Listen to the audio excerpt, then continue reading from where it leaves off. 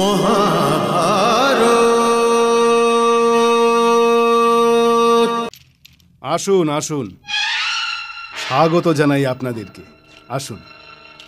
এই ভবনের নাম আমি শিবম রেখেছি যুবরাজ কুমার। আপনি সঠিক নামই রেখেছেন পুরোচন মশাই।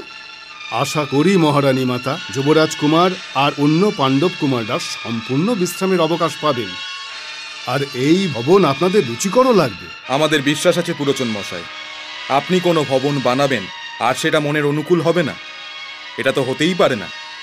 বিশ্বকর্মা মহাশয়ের পরে আপনার চেয়ে ভালো ভবন নির্মাতা আর কেউ হতে পারবে?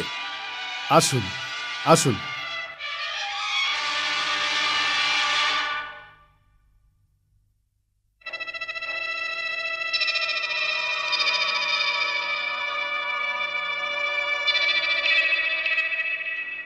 আসন গ্রহণ করুন।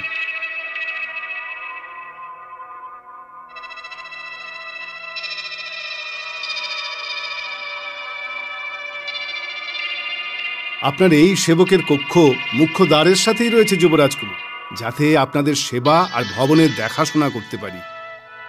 কিন্তু পুরোচন মহাশয়, আপনি একজন আদরণীয় প্রতিষ্ঠিত ব্যক্তি, সামনে থেকে ভ্রাতাশ্রীর দর্শনার্থীদের ভিড় লাগবে। আপনার নিজের কক্ষ তো পেছনের দিকে রাখা উচিত ছিল, যাতে আমাদের কারণে আপনার কোনো কষ্ট না হয়। কষ্ট কিসের মাতৃনন্দন, আপনাদের সকলের সেবা করাটা আমার সৌভাগ্য। এখন আমি আজ্ঞা চেয়ে নিচ্ছি। দেখো বেরোবার পথ আগে, করো পরে গৃহ প্রবেশ, ভালো করে বুঝে না জ্ঞানী বিদুরের কি আদেশ, জ্ঞানী বিদুরের কি আদেশ।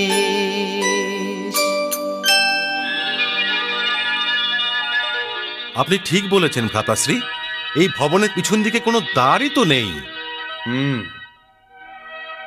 মুখ্য দ্বারের পাশে পুরোচনের কক্ষ হবার কোনো অন্য অর্থ তো হতেই পারে না।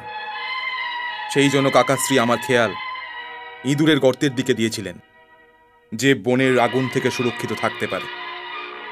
অর্থাৎ আমাদেরও গর্ত খুঁড়তে হবে, কারণ এই ভবনে অবশ্যই আগুন লাগানো হবে। ভ্রাতাশ্রী, লড়তে যদি হয় তো লড়েই নেই, এরকম অস্বস্তিতে বাঁচা তো কোনো বাঁচাই নয়। না, যদি এটা উচিত না হতো তবে কাকাশ্রী আমাদের নজর ইঁদুরের গর্তের দিকে নিয়ে যেতেন না। কাকাশ্রী এইটা চাইছেন যে যতক্ষণ না মামা শকুনির এটা বিশ্বাস হবে যে আমাদের মারা হয়েছে, ততক্ষণ এই কথাটা জানা যাবে না যে বাস্তবে আসলে উনি চাইছেনটা কি।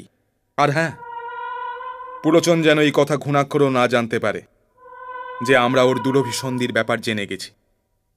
ওকে এটা ভাবতে ভাবতে আনন্দ পেতে দাও যে আমরা ওনার বানানো এই লাক্ষাগৃহতে ফেঁসেই গেছি। এই জন্য রাত ভোর আমরা জেগে থাকব, কিন্তু রোজ দিনের বেলায় আমরা মহাভারত।